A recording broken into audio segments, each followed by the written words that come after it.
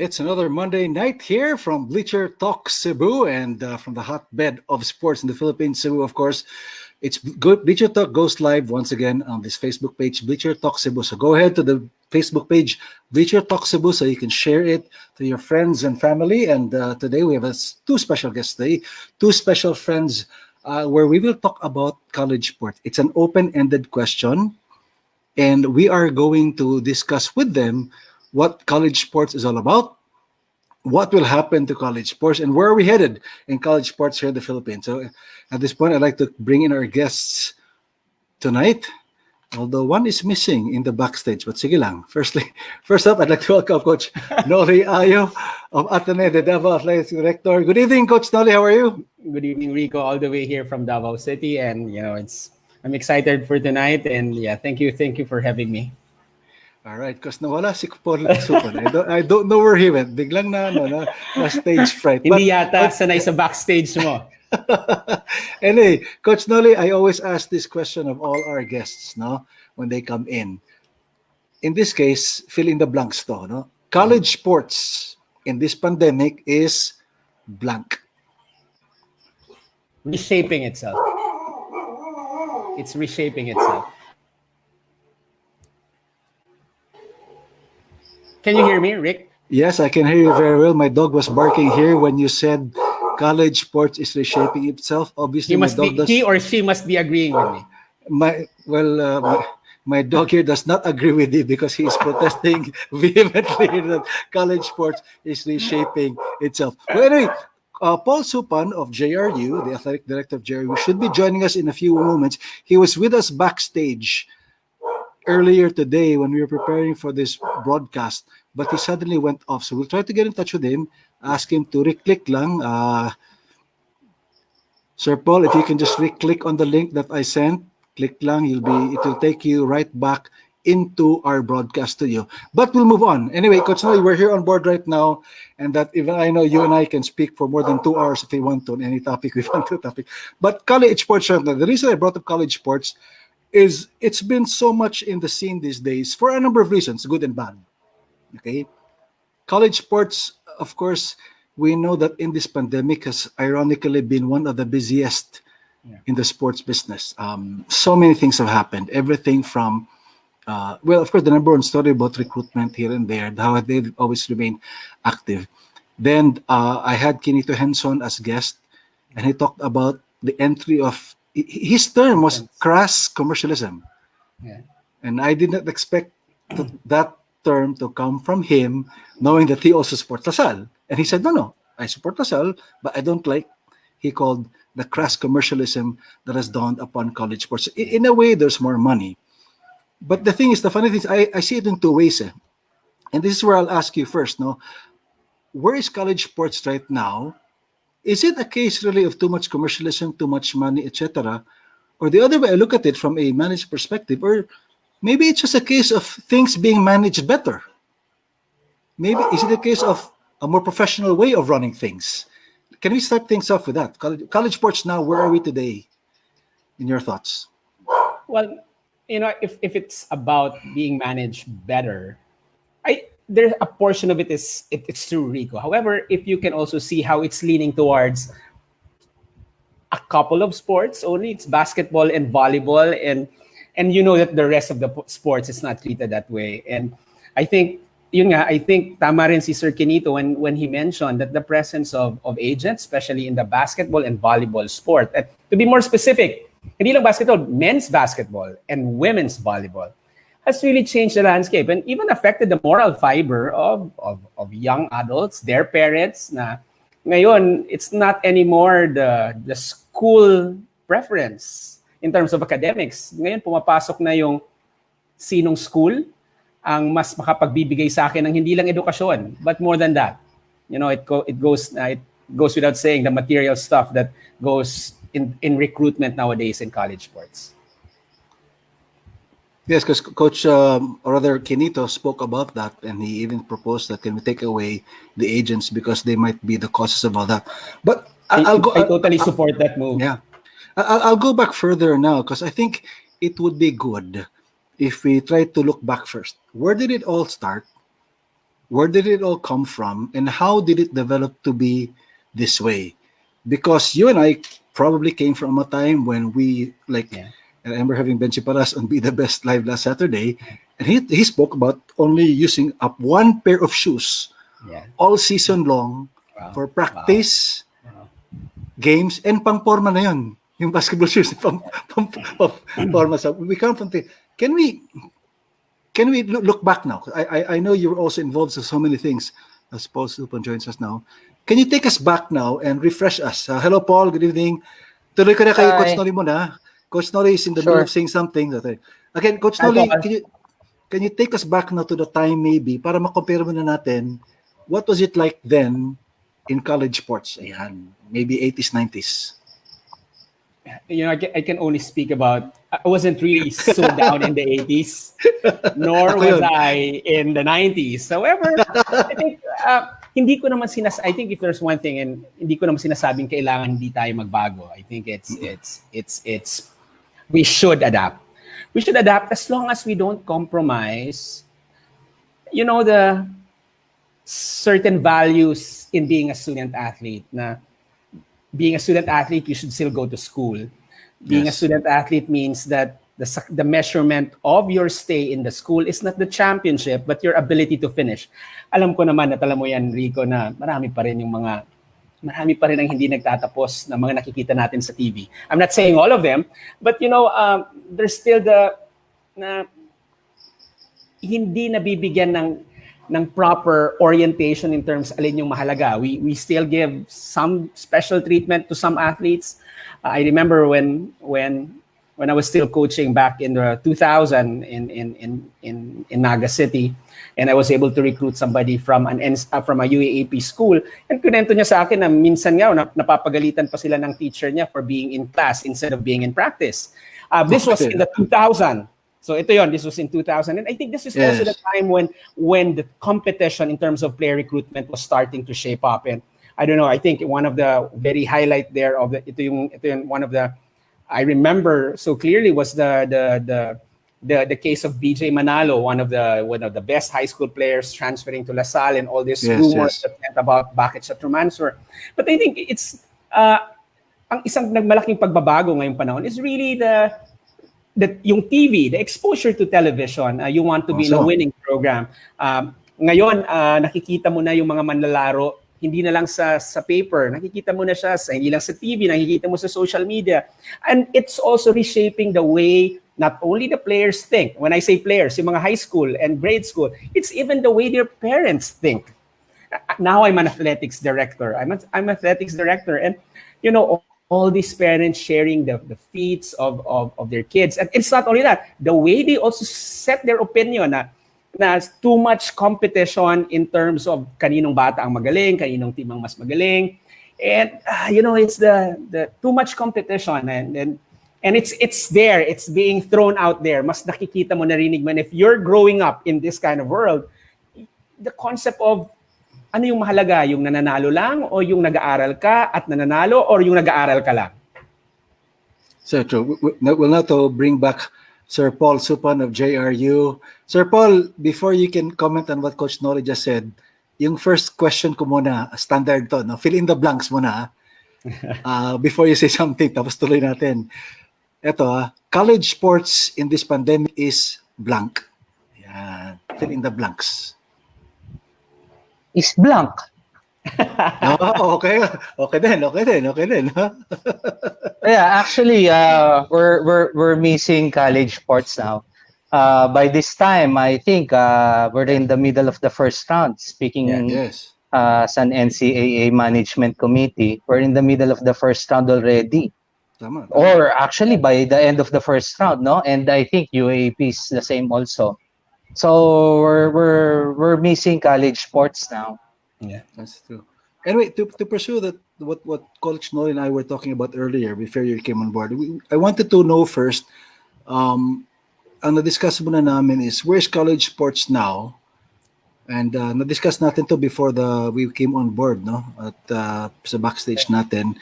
Is it a case of pera-pera, commercialism, etc.? Or is it a case of mas maganda ang management ng pagdala ng college leagues ngayon. Then Coach Noli and I discussed further on that there's certain values right now which are certain, let's just say they're being tested now. They're being tested, they're being pressed against the wall, whether are we now truly being student athletes. Your thoughts on this, please. Tapos tuloy natin discussions until mga, anong oras tayo? Mga alas 11 siguro. Sir Paul, please. I think, no, I think in terms of recruitment, factor na ngayon yung financial gains. Yes. We cannot deny that. Comparing, I heard the question earlier, ano ba nung 80s, 90s? I will go a little further back, no? Okay. Yung mga nakikwento sa akin ng mga inabutan ko sa Rizal. Noon, they just play for the uniform and suntok na sa buwan kung may libre pang Chuck Taylor. So, it's really about the honor of representing the school that time, ano? And getting free education. So, ngayon, ganun pa rin naman. Pero I think we cannot deny, like I said, that the financial gains from recruitment and other benefits is being considered. It's now a factor. And also, as mentioned by aking kaibigang si Noli, malaki exposure eh. I remember nung college ako, ang UAP, parang Channel 9 sa Silver Star. Yes. Papanoorin mo, pag nakatulog ka, hindi mo na mapapanood.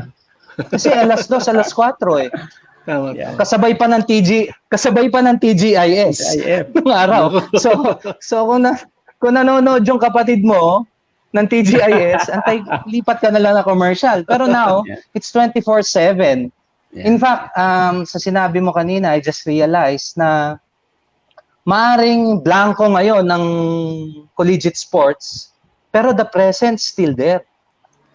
Ang daming throwback, ang daming best games, pinalalabas.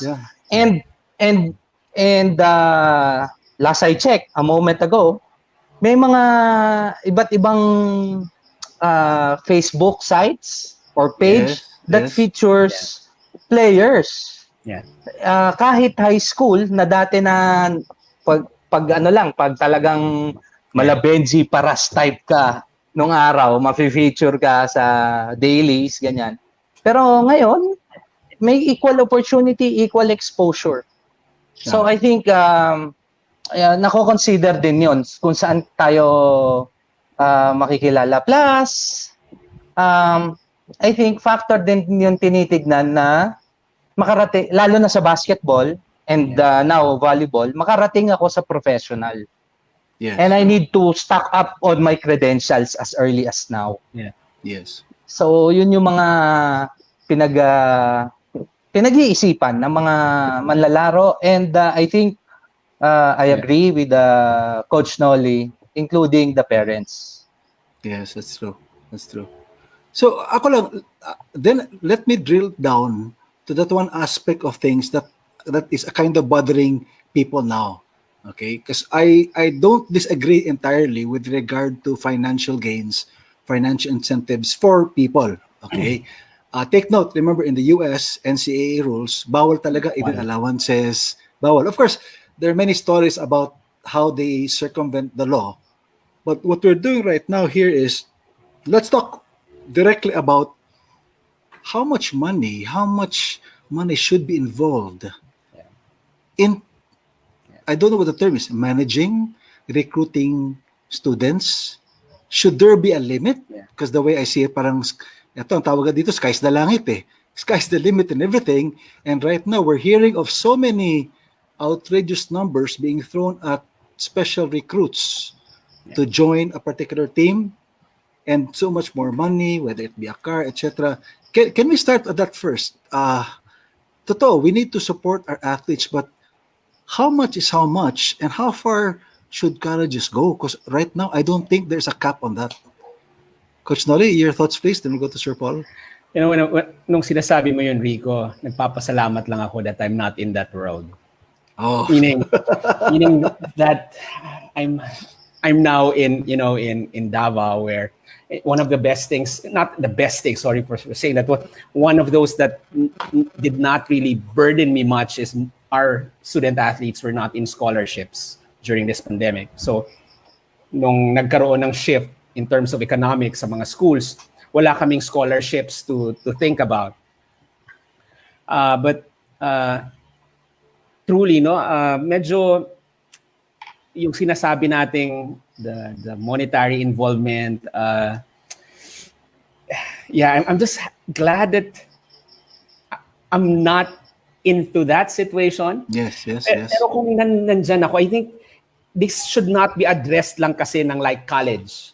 I think we should start this, and this is, I think, why this past few months, the development of this development, and about what we're doing this, trying to organize the community of sports directors. And this is an idea that has been long being shared by Paul Supan here. Now, let's organize more, a more unified and more strengthened networks of sports directors to hopefully create a common ground. If not a common ground, a common philosophy. And naalala ko, isa to sa mga tanong na pinadala mo sa amin. Now, when they say common philosophy is, I think, hindi lang to dapat ituro pag college na. Dapat bata pa lang, pinag-uusapan na to. I think from the elementary, when they become a varsity player, we really inject more the idea of purpose of sports. Bakit natin to ginagawa? Para saan ito? Pag high school, pag-usapan pa natin. And I think, lalo na pagdating sa when it comes to college, saan ka dapat pupuntang school? Will it be monitored? Kasi hindi nga talaga ito pinag-uusapan. So ngayon, pag-uusapan lang yan, pag papunta ka na sa first year college. And usually, again, hindi naman lahat na sport, Rico, involved dito. Alam naman natin rito na specific sport lang. And we're talking about basketball and volleyball and perhaps a few others. So, meaning, kung ito pag-uusapan madalas, not to zero in lang sa basketball at volleyball, then this will be something na mas maraming maririnig din yung batang involved from the people, from the community around them. At ito nga, di ba, it takes a village to raise a child. So ngayon, hindi na lang sa isang agent. Kung may pumasok man na agent, hindi lang basta sa magulang, but even the teachers are part of the shaping of the mind. The coaches are part of the shaping. May mga kilala kong coaches na alam natin to na when they get a particular player to go to another school, they get 10, 15,000, 50,000, or 25,000 just to get a particular player to. So, pag ganun din ang mga coaches, bahagi sila ng isang malaking commercialization process. And that's why it's very important that if you want to influence what's happening now in college sport, not in college sport in general, but to specific sport, it has to start from the grounds, from the way we teach them in grade school and high school, both parents, coaches, and school administrators. Yeah, so true. Sir Paul, before your comment on that, I have to flash this, guys. No, importante to because the guru just stepped in on board. Okay, si Attorney Vic. Wow. So na-flash mo dyan, Attorney. Yeah, na-flash. Attorney Vic. Yes, philosophy on sports. Sir Paul, your thoughts first on that because it's true. Actually, Attorney Vic, somewhere around this discussion, patong pahuli, no, towards the end, we will try to talk about establishing that philosophy, and that's where we're headed right now, no? Sir Paul, your thoughts, please, about that. Let me just clarify. When I said financial gains, I'm looking at it short term and long term, no? Yung long term, ito yung consideration that if I would be reaching the professional level or I'll be part of the national team, alam naman natin that's where the money is, ano? Dun sa ganung estado ng atleta. On the short term, it's just the cost of living allowance, I think. Tinitignan din nila yon. Kung may meals ba dyan, may dorm ba dyan, di ba? Instead of the parents paying for the dorm, libre ba yan doon sa school? Of course, scholarships, since time immemorial is a given. Yes. Yeah. Yeah, because that's where we're headed right now. Because now I'll push you further on that. Is if we're talking about, because right now I think what has happened is it was like a dam, okay, that suddenly just burst because everything overflowed, and there were no rules set to that matter. Because remember, what the schools are doing right now is actually they're not violating any rules or laws with all this taking place right now. But at this point in time, before we go to that more long term, what could be a stopgap approach to something like this? Because the two things will happen. If nothing is done, it will get so out of hand that everything will be so outrageous now. Or if can something be done at the stopgap level? So at least, kumbaga, you're trying to tighten the valve of that faucet so it doesn't really overflow that much. Si Paul, baka... If I'm not mistaken, if I'm not mistaken, there's since we're talking about commercialization of athletes, I think there's a law in place already. Okay. I think it was, if I'm not mistaken, it was authored by Senator Pia. Okay. There's a law already on anti-commercialization of athletes. It involves it touches on recruitment, on residency, and on allowance, I think. If I'm not mistaken. Huh? Yeah, true. The student athlete protection law of that indicates it indicates actually certain guidelines. However, it says there that the implementing rules and regulations, as usual, the IRR, will be crafted by the respective, whether it's SHED or Dep Ed for basic ed. Right. So, of course, up to now, I personally have not seen any IRR to that effect. Although ang malinaw dyan is, number one, the residency, if it is within a league, if it's within a league na lipat, then in order to prevent piracy, then they allow a residency. But if it's like a cross-border league or coming from another school, another place, then the student athlete must be protected. Hindi na kailangan some residency to that effect. Okay? Coach Noli, but that doesn't go ahead. But that doesn't stop the association from putting more guidelines to it. For example, no resident for high school. No residency, but they must pass all subjects from the previous school year. Yes, correct. Otherwise, they will undergo residency. I mean that's a minimum standard. Then we can put some more rules on that. That's what the house rules of each league should also be made to protect also the student athlete. Because remember, protection of the student athlete also means protecting his or her academic principles. It doesn't mean only na di ka pumasa, diretso lang. They also have to protect that he remains study as a student athlete that way. But Soli, you were saying something? Go ahead. Yeah, well, again, nabanggit nga yung house rules. No, I think the house rules of the various sports associations should always be reviewed and evaluated. At talagang at the end of the day, the athletic directors, we are all athletic directors. Yeah. We really have to really sit down and talk about it. And at the moment, silos tayo lahat eh. Diba? Hiwa-hiwalay tayo. UAP, hiwalay. NCAA, hiwalay. CESAF, hiwalay. Kami dito sa Mindanao, hiwalay. And again, I was telling Paul about this. There really is, and because I still remember the last person I went out with in Manila was Paul Supan before tayo bago tayo magkaroon nitong pandemic. And then, I remember that too. I remember, diba? Kasi the following day I had a terrible hangover. But when we are more linked, when we are more connected and we get to talk more done in good faith, I think even poaching will be avoided. Yeah. Kung hindi man ma-avoid sa unang hataw, hindi ka na makakasunod because may magsasabi na sa'yo. Kung hindi pa makalawa sa pangalawa, then perhaps now as somebody from this group, then you can reach out to other kindred individuals in other, at the moment, mga independent associations and really consider creating safety nets.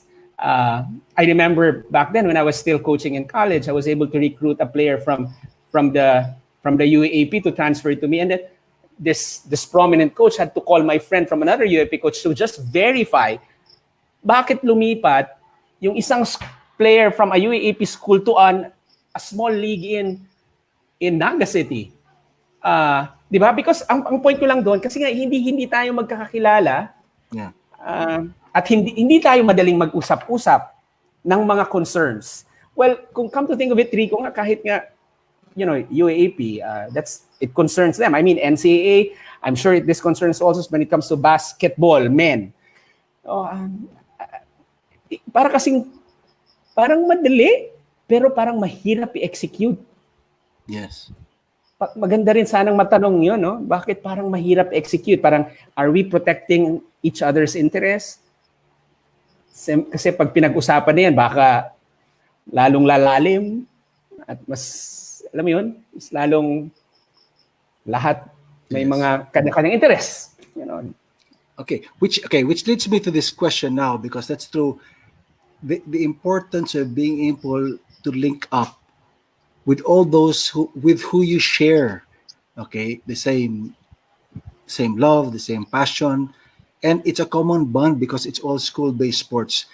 Then I'll take this back now to a basic question na lang, para at least we can set the standards, and we can also set somehow what could be a common ground for a working philosophy. Okay, which I'll ask now. I'll ask Sir Paul because of experience sa JRU and with the NCAA. What is the ideal setup then, okay, of a college sports unit? Now overall, what would be an ideal setup in terms of, well, the academics will be a given. But what other ideal scenarios should be there? Na, kumbaga, if you had your wish na ma-implement mo, na pumayag lahat after we all get together and agree on something like this. Ayan. Anong just description of an ideal setup lang in college sports or school-based sports in the general? Well, maraming aspeto na pwede pag-usapan diyan, no? We can have a unified framework of developing an athlete. That's one. And pwede rin naman na in terms of competition, magkita-kita rin on a regional or national level. So in terms of training, well, yun nga, like I said, the unified, hindi naman unified training program, but the framework is still there. We should touch on, of course, skills development, character development of student athletes. I'm sure ginagawa na yan eh. Ginagawa na ng lahat yan, I'm sure. Probably it's not just written.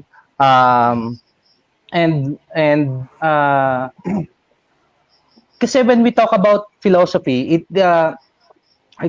syempre that's the mother of your all objectives, no? Lahat naman ng objectives ng collegiate teams or member schools ng association, lahat para mapabuti yung atleta, lahat para mapabuti ang eskwela. So in terms of formulating that, I think for all we know, baka pare-pareho pa eh. Baka pare-pareho eh. Baka may common ground yan.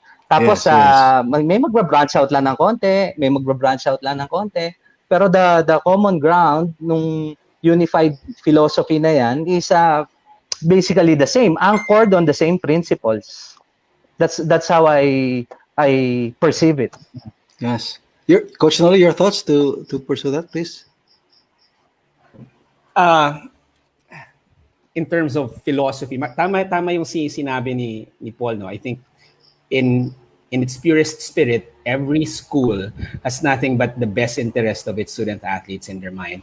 I think creating a standard would really be a big help. And sa tingin ko, now that because most of us are part of associations, maganda to really make these standards be cascaded to all its stakeholders. I think a lot may be at the moment hanggang sa executive level lang.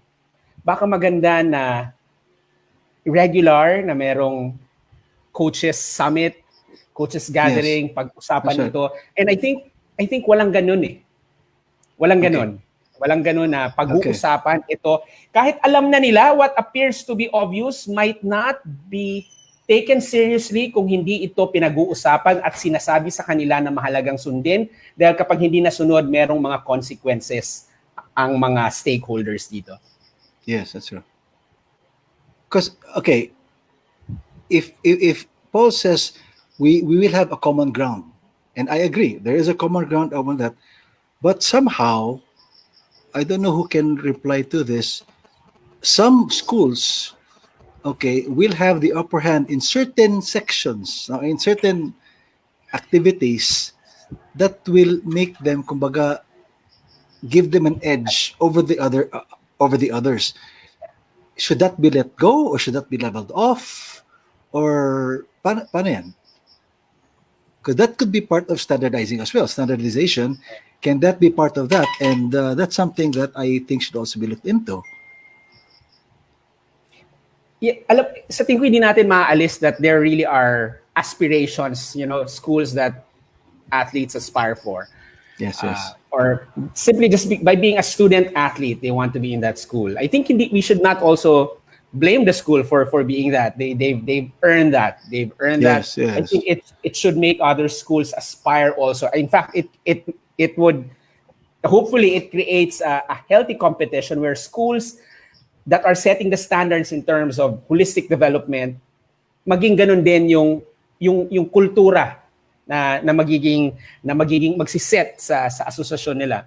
However, I think maganda rito pag-usapan rin is really how the message, and I mentioned it earlier, how the message will be cascaded to all the stakeholders. Yung pababa, yes, na pag-uusapan talaga. If you in other and this really happens now since everything went online, we are more conscious about searching the net, looking into the net, and I've been visiting coaching sites of first world country, and doon ko na realize how serious they are in terms of coaches development, in terms of parents development, in terms of administrators development, in terms of officials development. So ano lang ang common denominator doon? It's being cascaded. It's being cascaded. Okay. Pinag-uusapan at may feedback at my certification. At my certification that you read it, you took the assessment, you qualified. No? Yeah. Which leads me to this, because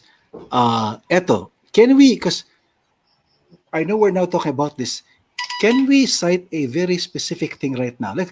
Coach Nol, could you share with us a specific thing that has been cascaded, that has been learned, studied, cascaded, and worked out right now, passed on to the lower level coaches, and something that can be implemented even right now online and physically later when things get back to normal?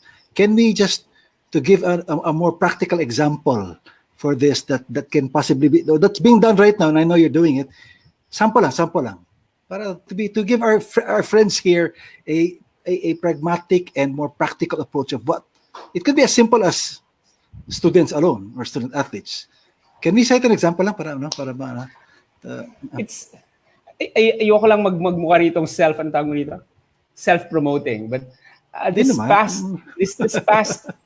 few months, and again I have to thank Paul for I was telling Paul, you should be part of this, because you really fueled this idea. But yung online sports leadership program that we've been doing, and Ateneo de Davao has been doing in partnership with the Philippine Olympians Association, we have created a community of sports directors that have been meeting and have been sharing stories.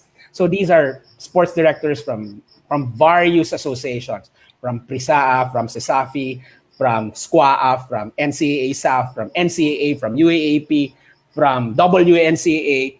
So because it's easier to meet online, madali rin yung access to each other's knowledge.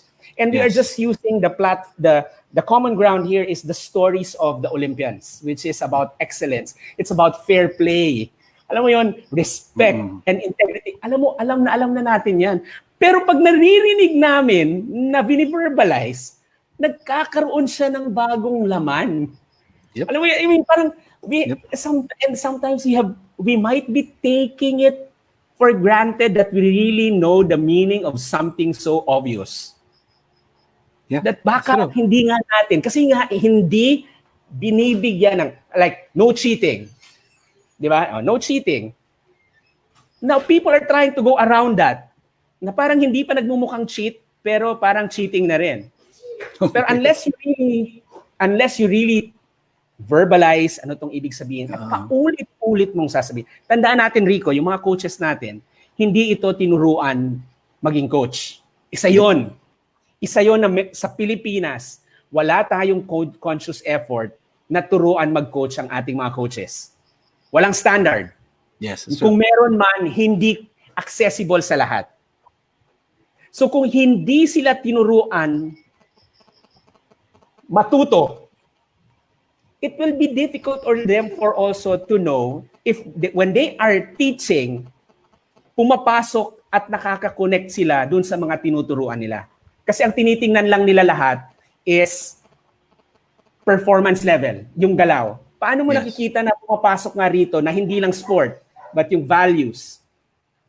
No? And I think magandang i-consider natin yon. So true, Coach. So just a heads up to those who just joined us kind of late today. What Coach Noli, Sir Paul, and I are discussing right now we're just talking about, this is just an open discussion about college sports. We're talking about, is there a possibility to establish one college sports philosophy, or one philosophy for college sports nationwide? Is it possible to get the athletic directors or sports directors like we ourselves, are getting together these days in the pandemic to set a common ground for all? These are the perfect times to discuss it because these are the times that we've had to sit down. And as a disclaimer, I will cite this, that Coach Noli, Sir Paul, and I have been in many discussions online since April, and we've sat in the same forum. We've broken off to different fora. Then we see each other again somewhere along the way. We bump into each other different, and we're seeing a common ground to this. And the thing that really hits me hard is that, number one, there are very many good kindred people in sports. So many other. It's only now that I've gotten to, nga pala, no? But kaya lang, at the same time, it becomes a challenge to us when I say that with so many good sports leaders like this, like them, like all of you here, why somehow haven't we been able to really get together to do something about it? It's like saying, sa dami-dami ng sports leaders who we've discussed to, we've listened to, we've learned from, why haven't we done anything? That's where I do a mea culpa and say, guilty ako dyan. No? So, Sir Paul, I'll ask you this question now. From the different online activities that we've been attending, from the different stories that we've heard, I'd like to ask you, in your case, I mean, we've heard everyone from a Jong Yu Chico to a Ruben and Amit to sino pa dyan? Dami dyan. But to you, Sir Paul, what would be the story that struck you most? And how do you think that has been able to influence you for us here, the colleagues, sa sports directors? Let me just share. Go ahead. Just like Noli, I'm running a smaller scale of webinars. Pero this time, this involves our athletes. We have this monthly general assembly. Kasi number one, I don't see them. I don't see them as much as yung dati na araw-araw makasalubong mo sa hallway, no? So I've increased the general assembly. Dati once a sem, but now it's once a month, no? That is on top of the regular meeting of the coaches and their players, no? So we are running that. Ganun din. Number one, kamustahan. And the reason why I'm sharing this, because from the first time na naggawa kami ng ganung general assembly, may ayaw pa magsalita. Okay. Nahihiya pa. Kakamustay mo. Pero nung tatlo na kami, tuloy-tuloy na. So other than the stories itself, the story itself of each athletes, I think on how I saw them grow and develop at this time, because um, hindi to regular sa kanila eh. The pandemic took away something big from them. Yeah. Nawala yung oh well, nag-aaral sila ngayon, that's the student part, pero yung athlete part kulang. They are now training just to be in shape, but not really to compete at the moment. So the stories of adaptation, the stories of resiliency of each and every sharing of our athletes, I thought that I would be inspiring them with what I'm doing with the weekly thing. Pero kabaligtaran. They inspired me to work harder.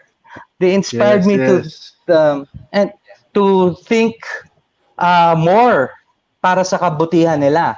And along with that, yung coaches din namin, like I said, sabi mo nga, ba't may parang hiwa-hiwalay? I think that's what we were able to do now in sa smaller group na I'm handling, that we were able to show the coaches, get the coaches buy-in to the JRU Sports Synergy or Sports Synergy in general, no? So yeah, the sharings there. No particular story, but every time I get out of that online meeting or online webinar, refresh ako eh. And very inspiring. Yun yung gusto kong i-share na gagawin ko to kasi I want to inspire them to stay in shape. Gagawin ko to kasi I want to inspire them to be resilient, to be mentally tough. I need to do this. Pero in the end, ako rin. Meron ako natututunan sa kanila. Meron ako napupulot sa kanila. I think that's the best grand story that I'd like to share with you. Very interesting. Pero kasama ba dyan yung Manda mentality or not counted yun? Well, Manda mentality. That's another topic. Manda mentality. Series dapat yun. It cannot be tackled one session. Short lang. Manda mentality is just a term I coined to keep me motivated personally to do my physical activity. Very short lang. Alam naman, tunog Mamba mentality, di ba? Get better every day. But I'm from Mandaluyong, so Manda mentality. And incidentally, yun yung tawag dun sa sapatos na binigay ng Mandaluyong dun sa palarong pambansa athletes namin. So I just adapted it. It's not really mine, pero I put another meaning to it. It's my personal motivation. Yes. Tapos remind natin si Coach Noli. Remember, nag-umpisa yung Manda mentality na yon nung sinundo mo siya doon sa Xavier. Tama ba yan? Yung gabing yon. Yeah, we were I said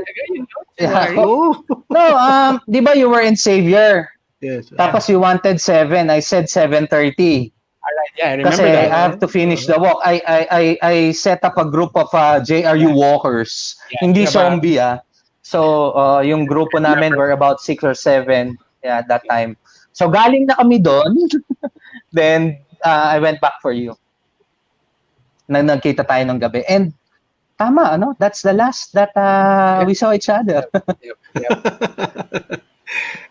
Anyway, guys, tradition on this on a webcast like this is we cannot but also acknowledge those who are joining us on board tonight, and we'd like to say hello to them. You see their names on the screens. Kayo na mag-greet, kayo na mag-greet sa mga nanonood sa atin. Ito una, para at least baka magtampo to, hindi natin nag-greet to. Yan. Aba.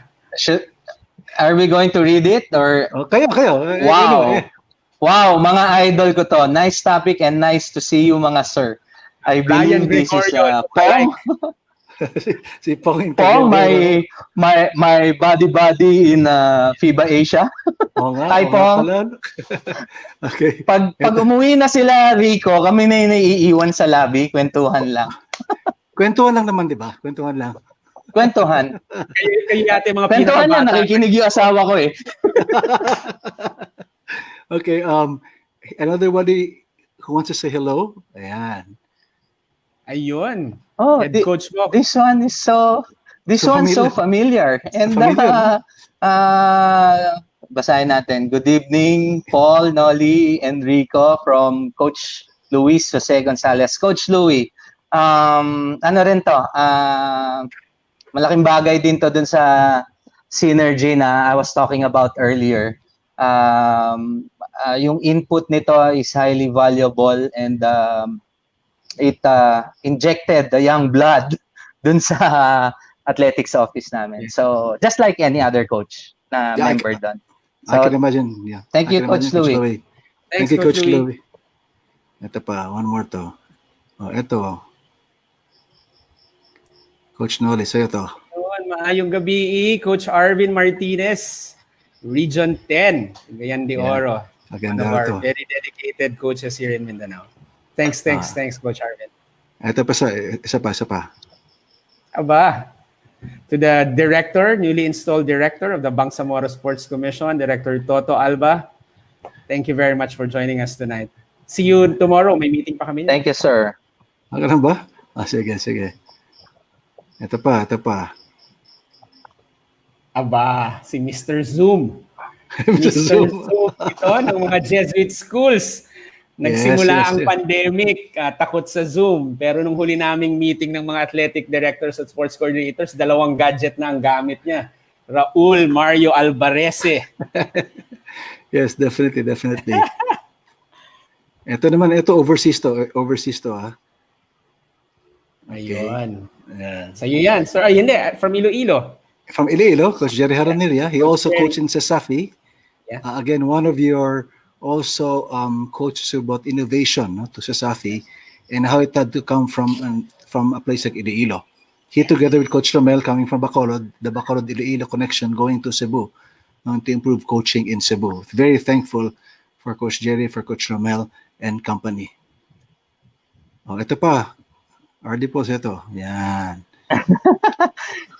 Hello po sa mga alamat. RD po. And Coach Noli. Si X to, si X. Yes. All right. A few more because again, I have to show this otherwise, diba? Hello, Robbie, all the way from Indonesia. Yes. So, I don't know kung how we would treat these icons eh. Does this make us older? Alam mo, si Robbie hindi pa daw to pwede pang tito. Kuya pa lang siya, kuya. Robbie, thank you. I think Noli, you're the icon, I'm the emoji. Ayun. Oo, thumbs up. No? Namimiss ka na raw niya, Paul, sa mga meeting natin sa writers. Yeah. I'll attend soon. That's MG Bautista. Hello, RD Paul. Hi, MG. Kamusta? Ito pa. Hey, Sims. All right, Selena Haldoan, Simone Haldoan, one of our MPG leaders here in Mindanao. Kasi meeting ko pa lang. And also, I'll just promote na rin namin yung upcoming 4th MPG Leadership Summit for Athletes. Simone is one of our moderators and facilitators in that leadership summit. All right. Yes, I bumped into her and that. And this actually leads me to my next series of questions. Pasensya na guys, no, I know we're flying all over the place, but I know also we're generating, shall we say, good vibes, good common grounds that we can work on looking forward. I mean, time's flying. I promised you 1 hour. Ito, kaya lang. It's already, we're hitting the 50-minute mark na close to 1 hour already. Coach Noli, I have to go. I cannot let you go without asking about the MPG. Okay? Yeah. Because when you talk about a college sports philosophy, when you talk about the common ground that everybody can follow, I must say that unknown to so many people nationwide, and it's not your fault that it is happening in Mindanao. Although you went to London already, that's a good thing, not to be able to talk about it. But the MPG has been one big successful run. Sayang naman na pandemic tayo. But to you, what would you feel is the pinaka biggest key success factor niya that has made it its brand, the MPG? I think it's I was asked that question many times already, so I have the luxury of really answering this with Yes, please. conviction. I think it's a network that works. Okay. It's a network that benefits all the points, the isolated points that links to the network. And it's also very important that in the Mindanao Peace Games, we also intentionally, and I think this is where I'm coming from, na dapat pinag-uusapan, we verbalize what we want and we make sure that we hold ourselves accountable to the things that we do. Isa sa mga paulit-ulit naming, very clear yon ang ginawa yung Mindanao Peace Games noong 2014, nung sinimula namin ito, na it would not be another sports associations that would just be a smaller version of the bigger ones.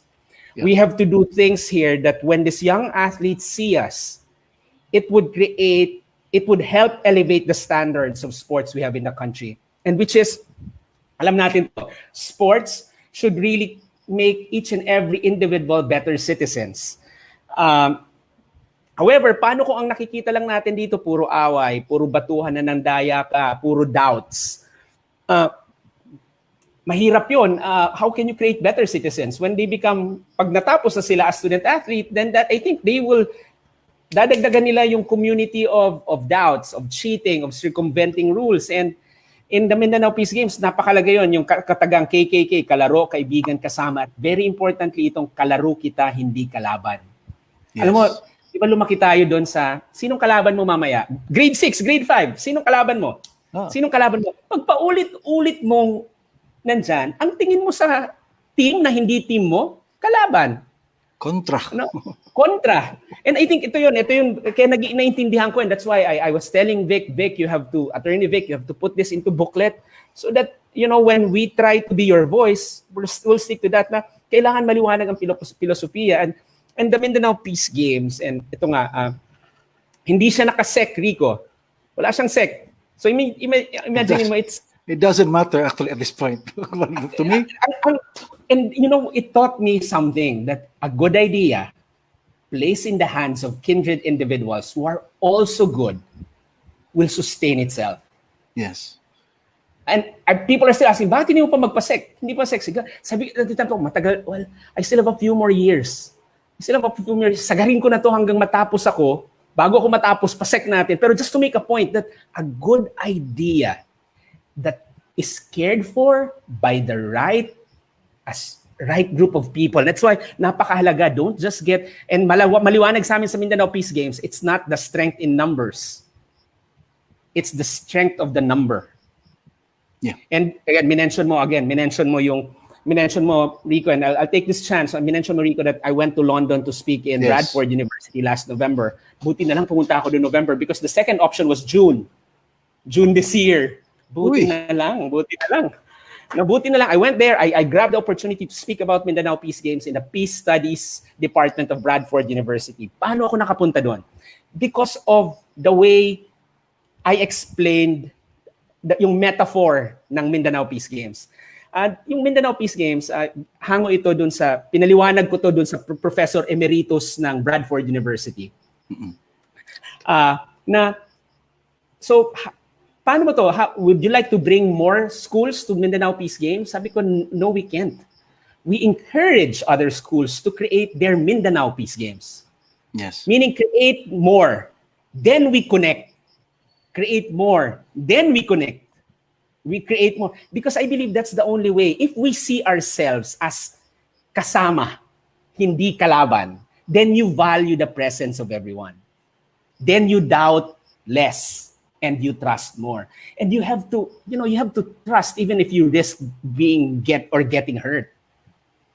No, yes. I mean, that's the only way to try to test the trust, to make it vulnerable. Yes. Without covering it. And in the Mindanao Peace Games, yun? Lahat na alam namin, sinasabi namin, tinuturo namin sa mga, that's why we have Leadership Summit for athletes. We don't leave anything to chance. It has to be intentional. And this is one of the things I hope we can also, from the top, it has to be cascaded. The words would mean nothing if it's not explained and translated into acts. So true. No? That's a little bit of the Mindanao Peace Games.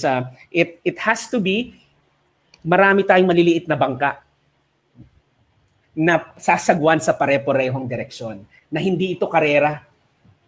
Yes. No? Because at the end of the day, binanggit ito ni Paul kanina, at the end of the day, our student athletes, beyond being professional athletes, at the end of the day, above everything else, they should first become better citizens of the country. So and will they be better citizens if early on it's all about the wrong values, it's all about too much competition, it's all about win at all cost? Pucha, pag maging ano yan, halimbawa, paano yan? Ano yan, kung mangarap maging politiko? Yeah. Win at all cost. No? Pag nasa kabilang kongreso, nasa kabilang distrito, kalaban. O papalit-palit. O ito na lang, pag pumalit-palit ka, yun. Palit-palit ka ng team, o palit-palit ka ng loyalty. Next speaker, please. Diba? I think, Rico, we must congratulate Noli for doing that and for nurturing that. So, Noli, congratulations for giving us something to emulate. Kaya nga binigyan ko ng ticket papuntang London eh. Yan, kaya nga yun ang... Anyway, ginagawa ko din. Where's my ticket? Ayun pala. Kaya nga, Sir Paul, ito rin tanong ngayon. Kasi Manila and Cebu are in a similar situation. Di ba? Manila and Cebu, dog eat dog yan eh. Competition yan eh. Kahit pa paano kalaban yan. And that's where we are very much similar now. Neither do I want to raise too much hopes. Neither do I want to say that walang pag-asa. I'd like to believe na yung pag-asa dyan for something like that. But Sir Paul, how can we do something like that in a place like ours na like in Manila, talagang competition is the name of the game. Even in Cebu, in places like that, how can we do something like a Mindanao Peace Games na, yun nga, ang kasama mo, eto nga, I will use for the Bisaya, I'll use Arvin Martinez again. Coach Arvin, thanks for this, no? He talked about kadula. Kadula means playmate, or out of the word duwa. Kasuod, suod means I'm close to you. Suod ta. Malapit tayong kaibigan. Kauban means kasama. Okay, yun ang Bisaya. Now, can we translate that to, yun nga, how can we translate that in very competitive places like Manila and Cebu, for the matter? Siguro yung sagot dyan, nabanggit na ni Coach Noli, kailangan lang natin ipaliwanag. Because the infrastructure is there. There's the association. Yes. There's nothing wrong with being competitive. Correct.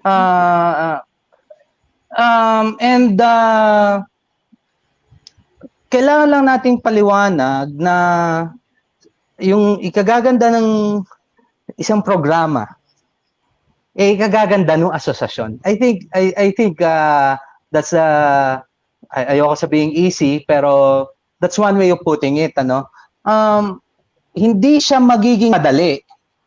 At hindi rin siya ganong kahirap kasi like I said, nandiyan na yung asosasyon eh. We just have to explain. We including me, ipaliwanag din sa akin. Yes. Kasali ko doon sa dapat paliwanagan. Di ba? So, I think maganda tong nasimula ni Coach Noli na to, no? And, which reminds me, kasi I've heard na, I just realized, sa usapang to, si Coach Noli is in Davao right now. Yes. Tapos si Sir Rico nasa Cebu, no? Visayas. Correct. Visayas, Mindanao tayo. Nakakatawa, no? Kasi I was listening to Francis M. kanina. Narinig ko yung 3 stars and the sun. No? Na nabanggit niya. So, napakaswerte ko. Yes. Hindi, nakikinig ako, no? So ngayon, sumikat yung kantang yon. So ngayon napakaswerte ko, nakaharap ko yung 2 stars doon. Merong isa sa Mindanao, merong isa sa Visayas, di ba? So napaka-blessed ako ngayong gabi. Pero, since nasa gitna ako nitong screen, pwede na rin akong sabing in between. So, pwede na rin akong between. No? Yeah. But totoo yun. No, baka andyan yung no, I put you on the spot, but andyan ba yung lyrics? Nakasulot ba dyan? Memorize mo yung lyrics? Baka andyan lang. Because if you could say it, hindi ko memorize, but very meaningful yan eh. No, it's what Francis M. advocated during his time na 3 Stars and the Sun. Gusto mo kantahin ko kaso baka magsara yung show. No, I think it's worth to you. Sige. It's worth. It's the same thing. Tingnan mo, ang galing eh. Mindanao, Visayas. It so happened ako yung nasa gitna ngayon sa screen. So, hindi ako star pero in between. which leads me, Coach Noli, to I wanted you to bring out again the poem Adversary to best also. It's one of the best ways that we'll cap off our evening. Like I said, I don't want to extend too much. But can we, or could you please, with all your hindi naman emotions, but to say or read out the poem again on Adversary, because I thought that meant a lot. Paul talked about kalaban ba yan? But competition is good because I know that you bring out the best in me as a friend, as a kasama. Can we bring out that poem again, please, Coach Noli? I mean, yeah, thank you for asking, because when Paul was trying to get the lyrics of Francis M. song, I also went to that Adversary, because for those who are listening, the Kalaro Kita Hindi Kalaban is not really an original idea. It has always been anchored in the Olympics. And one of the poem in this more recent Olympics, I think it was in the 2000 Olympics or 2004 Olympics, was the poem Adversary. It was the voiceover, si Robin Williams pa, the great Robin Williams. And the lines here really created a very strong impact in me when I transferred to Davao in 2013, November, to become its athletics director of Ateneo de Davao. And the lines are this: you are my adversary, but you are not my enemy. For your resistance gives me strength. Your will gives me courage. Your spirit ennobles me. And though I aim to defeat you, should I succeed, I will not humiliate you. Instead, I will honor you. For without you, I'm a lesser man. Kaya rin ako na nag-resonate dito sa poem, because I used to be a coach. Pareho kami ni Paul. Before we became athletic directors, we were so passionate coaches too. We coach for getting so little in what we did. Kasama ni Paul ang ating kaibigan si Rebo. When during the tail end of my 10 years as a coach, I remember that in my last 2 years, when I knew that I was my term as coaching, it's humihina na yung pagmamahal. Yes. Ang lagi kong dasal noon na lalo na pagdating sa championship, kasi alam mo yung kaba, lalo na pag punong-puno lagi hindi kami naglalaro sa isang 25,000 seating capacity, but 6,000 lang yun pero puno lagi. So nakakaano pa rin. And I remember I would just pray that, if I'm gonna lose, Lord, may I lose to an opponent that has given his best. Para at the end of tonight, wala akong ibang masasabi na natalo ako ng isang mas karapat-dapat. At dahil karapat-dapat yung ginawa niya, wala rin akong ginawang iba kundi ang ilabas ang aking karapat-dapat. And I think it captured itong you are my adversary. And though I aim to defeat you, should I succeed, I will not humiliate you. Instead, I will honor you, for without you, I'm a lesser man. Hindi yan tinuturo sa ating mga kabataan. Kailangan ituro yan. Sinasabi nila, narinig natin to, sports daw teaches character. And we believed in that. I'm sure sa mga nakikinig sa'yo rito, Rico, ang daming naniniwala dyan. But what if I tell everyone that hindi totoo yun? Sports will never teach character. Why? Because at the end of the day, it's the coach, it's the parents that will create the message of character. What kind of character? what kind of character. And in sports, it's always a battle between two wolves. The good wolf and the evil wolf. The evil wolf, andyan yung cheating, yung pagpipikon, yung jeering, yung booing. Yung good is respect, fair play, integrity, sportsmanship.